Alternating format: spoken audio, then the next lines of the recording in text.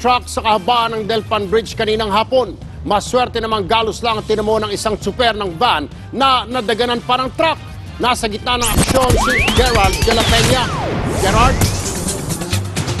Erwin, ramdam na ngayon na napakabigat na daloy ng trapiko lalo na yung papunta sa port area sa Maynila. Ang dahilan nito ang hindi madaanan na northbound lane ng Delpan Bridge dahil sa tumaob na truck. Yuping-yupi ang van na ito nang madaganan ng tumabinging trailer truck kaninang bandang alas 3 ng hapon. Sabi ng mga nakakita, mabilis ang patakbo ng truck na nasa northbound lane ng Delpan Bridge. Sumampa ito sa gutter at maya-maya lang natumba na. Paliwanag ng driver ng truck, sinusubukan lang daw niya umiwas sa traffic. Swerte namang nakababa agad sa van ng negosyanteng si Fe. Nakatigil at sinasakyan niyang van nang nakita niyang humarurot ang paparating na truck kaya dali-dali siyang bumaba. Swerte namang galos lang at tinamon ng kanyang driver. Hawak na ngayon ng mga otoridad ang driver ng truck na kinilalang si Celestino Reyes Jr. Bukod sa van, nabangga rin ng truck ang poste ng ilaw. Dahil dito maharap sa kasong damage to public property at reckless imprudence ang tsuper ng truck. Narito ang pahayag ng ilang nakausap namin. Kung makita ko yung truck na nabangga yung poste, tumagilid, ayan, nag-isip na ako na baba na kami. Mabilis ang takbo nito. O nga, mayroon pa nagpapasok nito. Yung lang driver, gusto mo ba ito? Narampati sa kanapang kanyang poste ng ilaw. Erwin, tuloy-tuloy pa rin ang investigasyon ng mga pulis at sa mga oras ito ay tinatanggal na rin ang nakahambalang na truck para maayos na dumaloy ang trapiko. Pero Erwin, sa mga oras ito, kung makikita nyo dito sa aking likod ay halos usad pagong pa rin ang daloy ng mga sasakyan dito sa Anda Circle dahil nga dito sa idinulot na traffic ng tumaob na truck. At syempre Erwin, sinabayan pa yan ng Biyernes ngayon, sumweldong ilan natin mga kapatid at yan nga kasabay pa ang mga malalaking truck dito sa port area. Kaya napakatindi ng traffic dito sa bandang Anda Circle at mas lalo pa Erwin, doon sa kabilang bahagi na papunta sa northbound lane ng Delpan Bridge. Erwin. Gerard, yung natumbang truck, ilang oras ba nakatiwangwang yan dyan? Hindi ba kaagad nahila ng ika nga ng Traffic Enforcement Unit? Erwin, kanina inabutan namin yung truck mga bandang pasado alas 3:30 at sabi nga ng mga nakausap natin doon ay bandang alas 3 nangyari yung aksidente. At kanina bandang alas 6 ay tinatanggal pa rin yung nakahambalang na truck doon. So mga 3.5 hours na nakahambalang ang truck doon sa Delpan Bridge. Erwin. May laman ba yung container niyan at parang napakabigat naman yan at hindi kayang buhatin ng crane? Erwin, yan na nga alamin natin kasi kanina nang tinatanggal yung container na dala-dala nitong van ay hindi naman ito nabuksan at yung mga pulis din na nakausap natin ay hindi pa talaga naiimbestigahan yung mga sasakyan na involved dito sa aksidenteng ito. Kaya ayan ang impormasyong kukunin natin mamaya. Erwin. Maraming salamat sa iyo, Gerard de la Peña. Hindi lang mga sasakyan sa kalsada ang naapektuhan ng matinding traffic na dulot ng congestion ng mga truck sa pier ng Maynila, maging mga barko na dumadaong sa pantalan natetenga na ng 2 linggo dahil sa bagal ng pagdiskarga ng mga kargo. Umaaksyon si JV Arsena.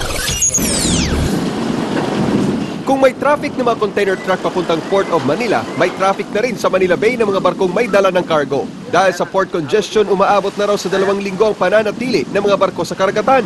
Sa ngayon, nasa 12 cargo ship pa raw ang di makadaong sa Maynila. Ang pinoproblema pa ng mga shipping lines, kada araw na pagkakaantala ng barko, pumapalo sa $7,000 hanggang $12,000 o kalahating milyong piso ang nalulugi sa kanila. Wala silang magawa kasi kailangan nilang dumaong dito eh. So, yung cost per day ang masakit sa mga international shipping lines. Ang ibang barko di na raw makatiis kaya bumabalik sa pinanggalingang pantalan sa ibang bansa o iwas na sa Pilipinas. Yun nga lang, katumbas din ito, dolyar-dolyar na bayaran. Pero ang cost sa paghihintay sa Pilipinas at yung cost na storage fees, for example, na babayaran ng shipping lines sa foreign ports, they will opt to pay the storage cost rather than wait for quite a time here in the Philippine ports. Ang nakitang solusyon ng gobyerno ang paglilipat ng mga container sa 3 ektaryang lupain sa Cabuyao, Laguna. Kakasya raw dito ang nasa 7,000 container pero hindi kinagat ng mga trucker ang alok na bayad ng mga port operator. Nabababaan sila sa rate. Nasa 85,000 na mga container van na nagsisiksikan sa Port of Manila. Isa pang solusyon, ang paglilipat ng ilang mga overstaying cargo sa Subic. Nasa 130 na ang mga cargo na nadala sa Subic. Ipinatutupad na rin ang last mile route scheme para ma-exempt ang mga truck sa van tuwing weekend. Pero tila hindi raw ito sapat para malutas ang problema. Hindi po kayang i-normalize within 2 weeks. Ang estimate ko po is 3 to 6 months. Pinatutukan na raw ni Pangulong Aquino sa kanyang gabinete ang issue. Mas malakas sa panawagan na ipatupad ang mga napagkasunduan at mas maigting na implementasyon ng mga hakbang para ma-decongest ang ating pier. Umaaksyon, JV Arcena, News 5. Kaya ba nating maresolba ang problema ng port congestion sa bansa? Yan ang inalam namin sa espesyal na dokumentaryo ng Kaya na pinamagatang Diskargado. Mapapanood po yan bukas alas 10 ng gabi dito sa TV5. Aprobado na ng Department of Trade and Industry ang dagdag presyo sa ilang pangunahing produkto sa merkado. Kabilang dito ang patis, natataas ng 35 hanggang 40 centavos. At ang instant coffee na halos piso ang itataas kada pakete. Epektibo ang bagong suggested retail price sa September 23. Samantala, plano namang lagyan din ng SRP ng DTI ang mga binebentang manok at baboy. Nananatili raw kasi sa 140 hanggang 155 pesos ang kada kilo ng manok kahit sapat naman ang supply nito. Asahan na ang mas mabigat na daloy ng traffic sa Katipunan, Quezon City ngayong weekend. Matapos ang one-lane truck policy sa C5 hanggang Libis, simula bukas kasi palalawigin na ito sa Katipunan hanggang CP Garcia. Inilaan ang nasabing lane para sa mga truck tuwing window hours ng truck ban. Samantala, tulad ng pinairal C5, isasara din ang lahat ng U-turn slots sa nasabing daanan.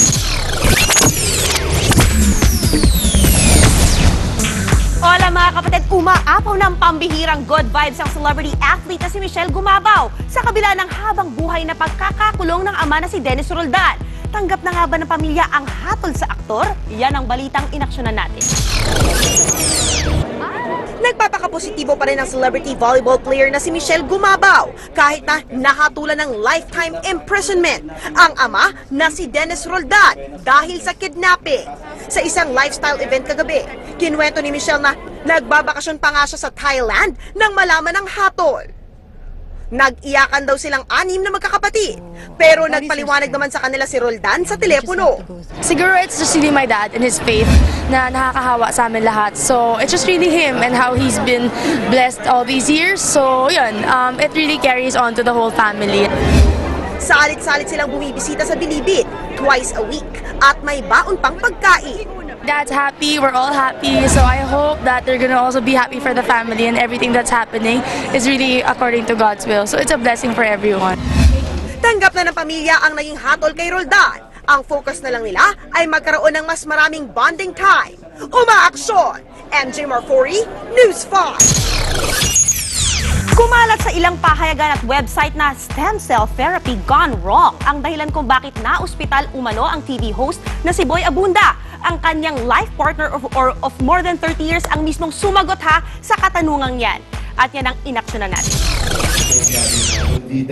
Kahit nasa trabaho, todo alaga pa rin ang casino executive na si Bong Quintana sa life partner na si Boy Abunda. Isinugod sa ospital ang King of Talk dahil sa problema sa atay. I'd call him every once in a while to check kumain na ba si Sir Boy, nagmedisina na ba, may dumalo bang doktor. Then after office, I would go back to the hospital, continue work there. Mas lalong na-stress si Bong sa mga naisulat sa pahayagan tungkol kay Tito Boy. Nakakita nga ako ng link talking about magkasama na kami ni Boy. Nabasa ko yung link na patay na daw si Boy. Nanginig pa rin ako kasi parang totoo eh. May kumalat din na nagka-problema sa stem cell treatment sa TV host kaya namuo ang nana sa kanyang atay. Ay, hindi. I don't think so. I don't think so. No, that's not the reason. Marami. Sa linggo, balik trabaho na si Boy pero tutol daw dito si Bong. Kung ako tatanungin, rest ka muna. But he has decided and I think now he knows his body better. Mag-slow down yan. Sana lang hindi yung pag naka-recover na yung body. Pukpok na naman. Umaaksyon! MJ Marfori, News 5! Nasa 4 na bilyong pisong halaga ng iligal na droga na kumpiska ng PIDEA sa isang bodega sa Pampanga. Bagyong Luis na nasa silangan ng Catanduanes bahagyang lumakas. Team USA tinambakan ng Lithuania sa FIBA World Cup. Yan at iba pa sa aming pagbabalik.